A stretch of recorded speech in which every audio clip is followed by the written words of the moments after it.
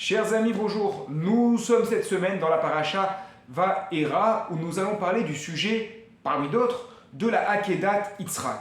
Dans la Akedat Yitzhak, lorsque Hachem demande à Abraham d'aller sacrifier son fils, en réalité, bien entendu, il n'est pas question de le sacrifier, mais Abraham agit comme un soldat, il va avancer, il va se lever très tôt, le matin, sangler son âne, aller faire ce qu'il a à faire, et on ne le voit pas récriminer à aucun moment, jusqu'au dernier moment, lorsqu'il a le couteau dans la main et que l'ange lui dit « Abraham, Abraham » et qu'il répond « Hineni, me voici ». Et là on lui dit « Ne pose pas la main sur ce jeune homme ».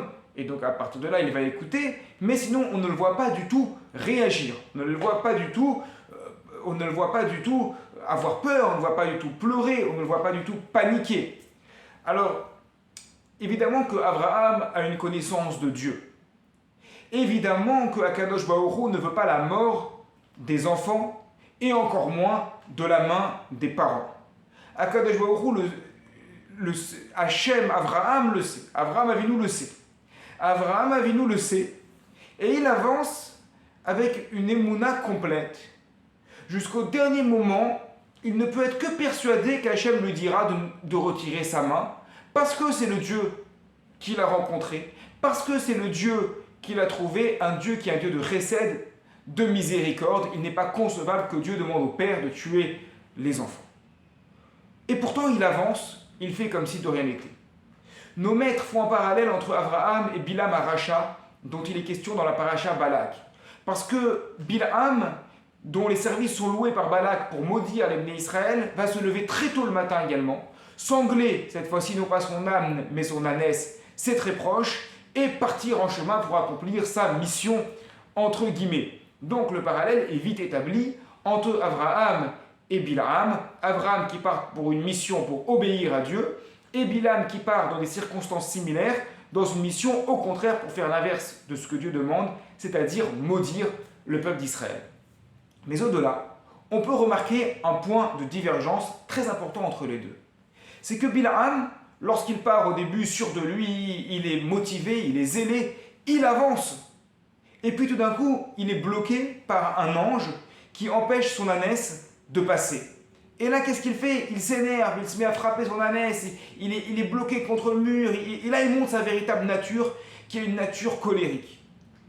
Ce qui est complètement différent dans le cas d'Abraham, puisque lorsqu'Abraham arrive sur le mont Moria avec le couteau dans la main et jusqu'au dernier moment, à aucun moment il ne va montrer de signe de panique, contrairement à Bilam. Et donc si on peut établir une différence entre les deux et en tirer quelque chose pour nous-mêmes de concret, c'est que la valeur d'une personne, la valeur d'un homme, ne se mesure pas au courage ou au zèle lorsque tout va bien, lorsqu'on est au début de la mission. Mais la valeur d'une personne va se mesurer lorsqu'on est acculé contre le mur, lorsqu'on a l'impression qu'on est bloqué et que plus rien ne peut changer, qu'on est en train de foncer dans le mur ou de foncer dans un précipice. Quelle va être notre morale à ce moment-là? Est-ce qu'on va continuer à garder le même moral fort et la même volonté d'avancer alors qu'on a l'impression que tout est perdu? Et c'est là aussi que va se mesurer la véritable émouna. Ainsi, contrairement à Bilam qui gonfle le torse au début comme quelqu'un qui partirait, comme un boxeur qui partirait sur un ring au début en gonflant les pectoraux et puis finalement lorsqu'il se trouve devant un adversaire qui est beaucoup plus fort, eh bien il se couvre sur lui-même et on sent sa peur. Ça c'est Bilam.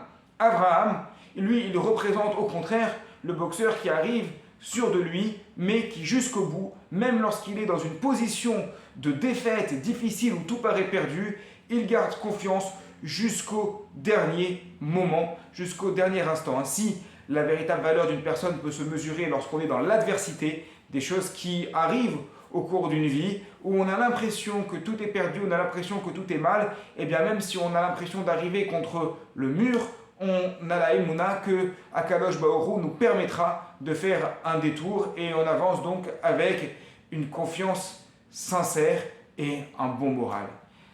Shabbat Shalom à toutes et à tous.